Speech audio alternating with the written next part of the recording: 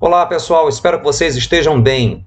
Hoje vamos tratar de animais muito antigos. Especula-se que eles devam ter aparecido aqui na Terra entre 420 e 430 milhões de anos e que apresentam como principal característica a presença de um exoesqueleto rígido, que faz com que eles tenham aquilo que nós chamamos de patas ou apêndices articulados. Estamos falando dos artrópodes.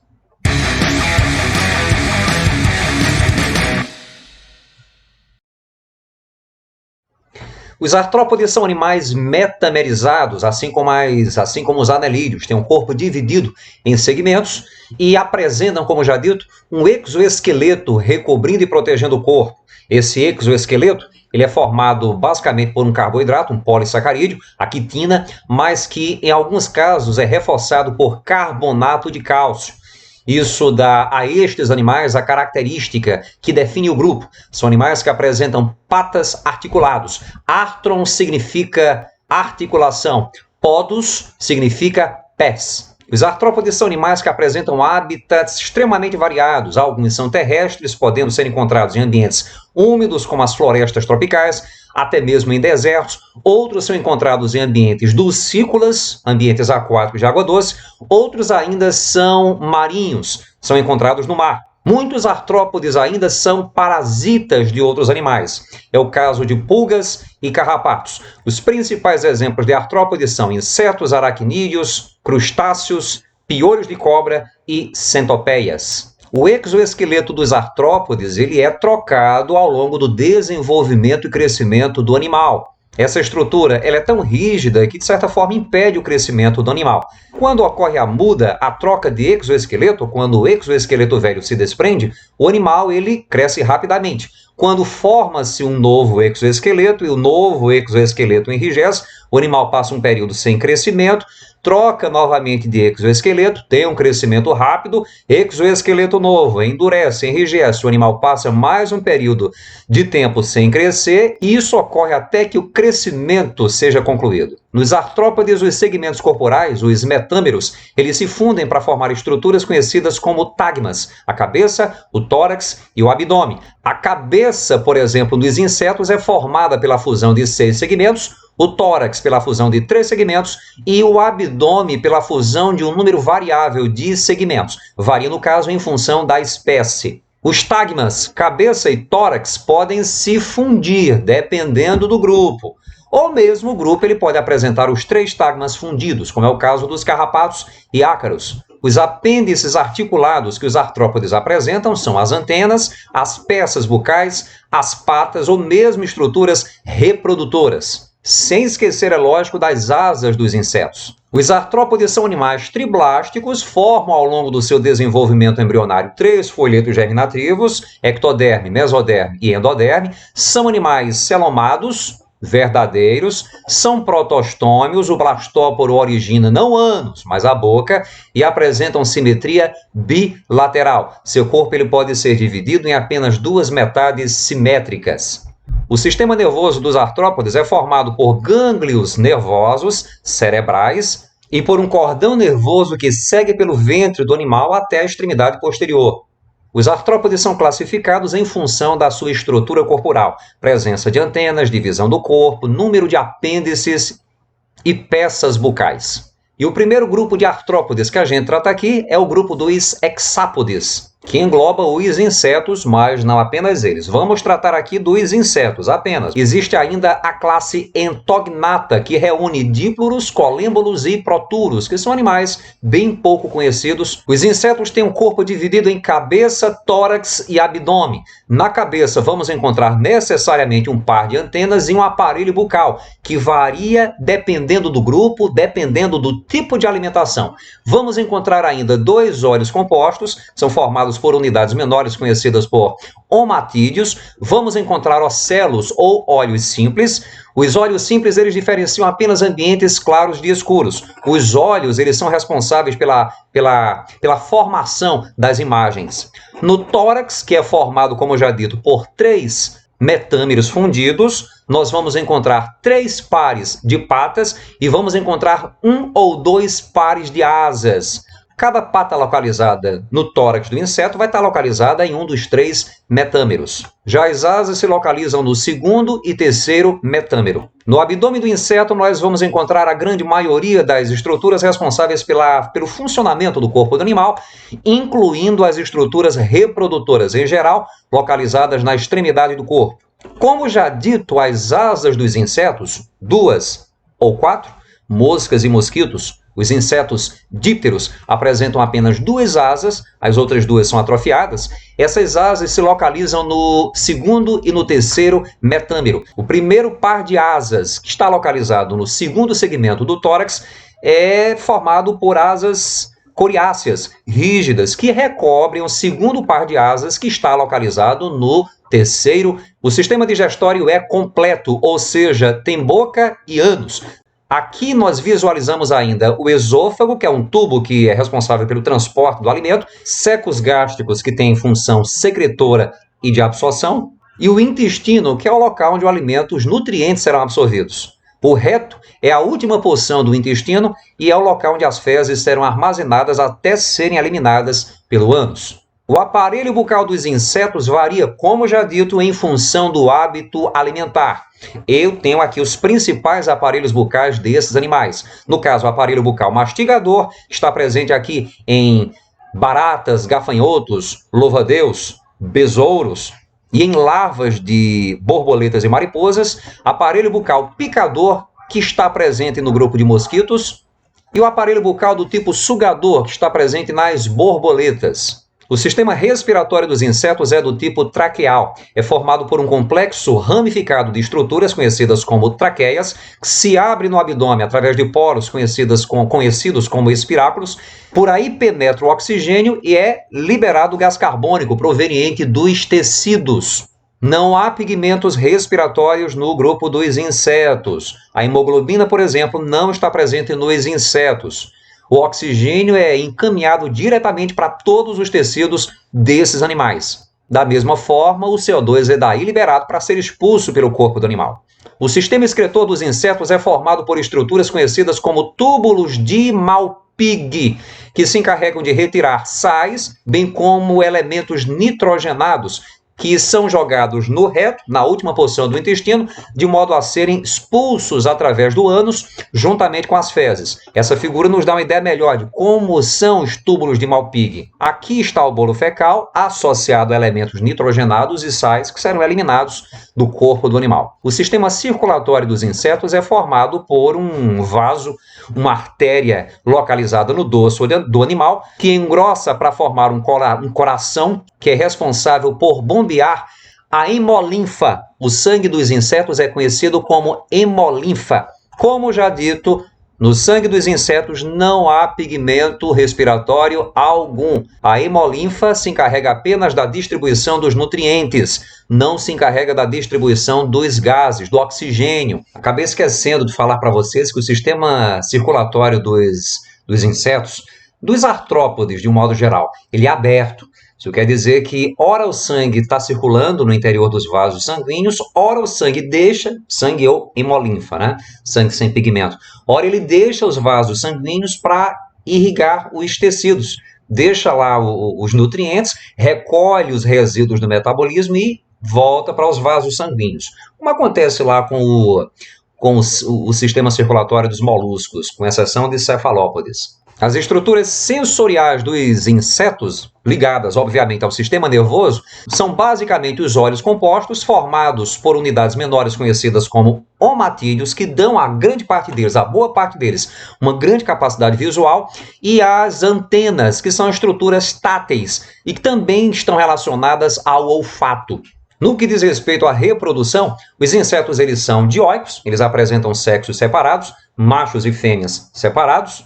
O macho produz espermatozoides, apresenta testículos, as fêmeas apresentam ovários produtores de óvulos. O macho introduz na vagina da fêmea os espermatozoides que ficam um certo tempo armazenados na espermateca. Os óvulos produzidos passam pela espermateca e aí ocorre a fecundação. Fecundação interna, portanto, nos insetos. Os óvulos fecundados, que agora podem ser chamados de ovos, eles são eliminados pela fêmea. Algumas espécies de insetos apresentam desenvolvimento direto, não passam por metamorfose alguma. Os indivíduos eles já nascem muito semelhantes aos adultos, vão apenas crescer. É o caso da traça de livro. São, portanto, conhecidos como animais ametábolos, não passam por metamorfose. Outros insetos, eles passam por uma transformação desde jovens até indivíduos adultos. Apresentam, portanto, desenvolvimento indireto. Essa metamorfose ela pode ser completa. Nesse caso, os insetos seriam designados insetos holometábolos, mas existem também aqueles insetos que passam por uma metamorfose incompleta. São os insetos conhecidos como hemimetábolos. Como exemplos de insetos hemimetábolos, nós podemos citar, por exemplo, os gafanhotos, que nascem semelhantes aos adultos, mas com asas atrofiadas e com corpo mais curtinho. São as chamadas ninfas, que vão passar por uma transformação, uma metamorfose incompleta, para formar o adulto, que é conhecido como imago. Os holometábolos, eles nascem mas muito diferentes dos adultos. Eles nascem como uma larva. E essa larva, ela se alimenta vorazmente por um certo tempo e forma uma pupa, um revestimento rígido de quitina, no interior da qual vai ocorrer a metamorfose responsável pela transformação do inseto no animal adulto. O segundo grupo de artrópodes que a gente estuda aqui é o grupo dos crustáceos, que são artrópodes que apresentam o corpo dividido em cefalotórax e abdômen, 2 tagmas, portanto. A cabeça, nesse grupo de animais, é fundida ao tórax, formando uma estrutura única. Percebam pela figura aqui que tanto no cefalotórax quanto no abdômen estão presentes estruturas ou apêndices locomotores. E no finalzinho, algumas estruturas que estão mais relacionadas com a reprodução. No cefalotórax, nós vamos encontrar ainda 2 pares de antenas, um par de antenas superiores, menores, um par de antenas inferiores, maiores, um par de olhos, além dos apêndices locomotores. Os crustáceos, eles em geral são aquáticos, podem ser encontrados, algumas espécies são encontradas em água doce, uma infinidade de espécies é encontrada no mar, e outras espécies, na verdade pouquíssimas espécies são terrestres. No caso, os representantes clássicos são os tatuzinhos de jardim, que podem ser encontrados aí embaixo de pedras, em quintais e jardins. Algumas espécies de crustáceos são carnívoras, outras são herbívoras, como alguns caranguejos, por exemplo. Existem também caranguejos carnívoros. Um grande número de indivíduos são detritívoros, isso quer dizer que eles são os grandes urubus dos mares, por exemplo, se alimentam de detritos, de animais mortos, inclusive. E outros são filtradores, como é o caso das cracas, que vivem incrustadas, melhor dizendo, em rochas. No que diz respeito à reprodução, os crustáceos são, em sua imensa maioria, dioicos, apresentam sexos separados, macho e fêmea separadinhos, mas algumas espécies são monóicas. As cracas, por exemplo, são espécies de crustáceos monóicas. São papai e mamãe ao mesmo tempo. Produzem tanto óvulos quanto espermatozoides. Os machos produzem espermatozoides que são depositados no corpo da fêmea com auxílio de apêndices especiais. Esses espermatozoides ficam alojados em receptáculos seminais. As fêmeas produzem óvulos. A figura nos mostra aqui a gônada produtora de óvulos, o ovário. Esses óvulos são liberados e se alojam no abdômen do animal, e aí são fecundados. A fecundação, na verdade, ela pode ser externa ou interna, dependendo da espécie. Como dependendo da espécie, o desenvolvimento vai ser direto ou indireto. Lembrando, desenvolvimento direto é caracterizado pela ausência de larva.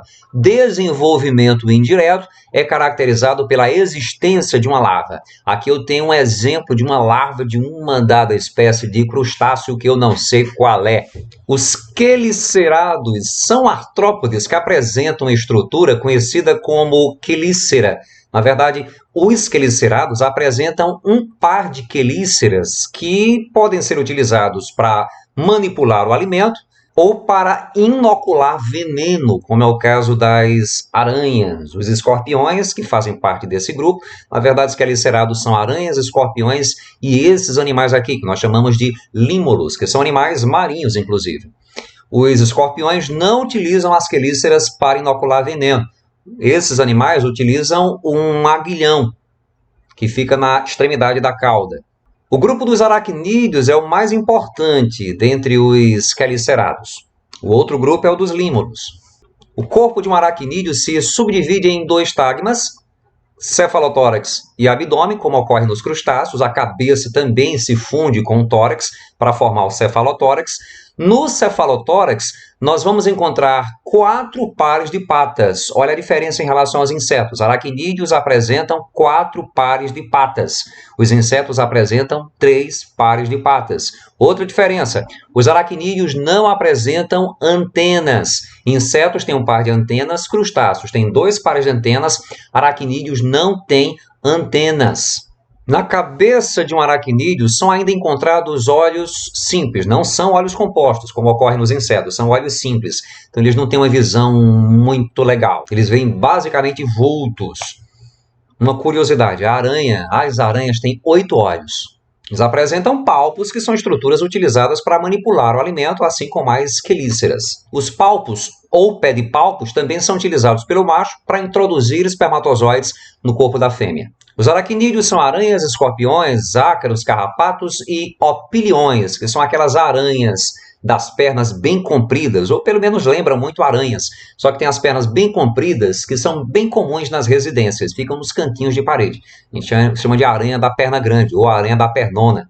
Aranhas e escorpiões vivem nos mais variados ambientes. Eles podem ser encontrados em florestas, em savanas, em desertos, nas cidades, nas nossas residências, numa bela de uma bota para picar os nossos pés, em entulhos de fundo de quintal. A maioria das espécies tem hábitos noturnos, principalmente os escorpiões. Passam o dia escondido e saem à noite para buscar alimentos, que geralmente são insetos, tipo baratas. Em sua grande maioria, os aracnídeos são carnívoros vorazes, aranhas e escorpiões. No caso, os carrapatos são parasitas de outros animais e os ácaros podem se alimentar de detritos, de matéria orgânica do meio, ou podem se alimentar de fluidos vegetais. Os aracnídeos são dioicos, têm sexos separados. O macho, ele introduz com auxílio dos palpos ou pedipalpos um saquinho, estou falando das aranhas, e ocorre parecido também com os escorpiões. O macho, ele introduz os espermatozoides no poro genital da fêmea. No caso das aranhas, o macho ele coloca os espermatozoides num saquinho de teia. A fêmea produz os óvulos, a fecundação ocorre internamente, isso em todos os aracnídeos. A fêmea põe os ovos, que geralmente estão protegidos num saquinho de seda. Ela pode ou não carregar esse saquinho de seda até a eclosão dos filhotes. Então pode deixar na teia, debaixo de uma pedra, num ambiente protegido. A respiração dos aracnídeos se dá através de traqueias, semelhantes às traqueias dos insetos, ou filotraqueias, que tem esse nome porque parecem folhas de papel de um livro aberto. O sistema circulatório é aberto, como ocorre em todos os artrópodes, e a excreção se dá através de estruturas conhecidas como glândulas coxais, que fica na base das patas. E, por fim, nós chegamos ao grupo dos miriápodes. Essa palavra significa 1000 pés. É que eles, como as figuras aqui nos mostram, eles apresentam várias patas pelo corpo. Os miriápodes se subdividem em diplópodos, emboás e piolhos de cobra, e quilópodos, as centopeias. Os diplópodos apresentam um corpo cilíndrico dividido em cabeça, tórax e abdômen. Na cabeça nós vamos encontrar um par de antenas, um par de olhos simples e um aparelho bucal mandibular. No tórax nós vamos encontrar 3 segmentos, cada qual com um par de patas. E o abdômen, que é formado por dezenas de segmentos, ele vai apresentar segmentos fundidos com 2 pares de patas cada qual. Os diplópodos são herbívoros, se alimentam de folhas que caem das árvores, de frutos. As centopeias, que perfazem o grupo dos quilópodes, têm um corpo achatado, dividido em cabeça e tronco. Na cabeça nós vamos encontrar um par de antenas bem longas e ao redor da boca um par de forcípulas, estruturas inoculadoras de veneno. Os esquilópodes são carnívoros, se alimentam de outros animais, em geral, pequenos insetos. O tronco será formado por dezenas de segmentos e em cada um desses segmentos nós vamos encontrar um par de patas. As centopeias apresentam movimentos rápidos. Os emboás, ou piolhos de cobra, apresentam movimentos bem lentos. Gostaria que você soubesse que existe dentro de si uma força capaz de mudar a sua vida.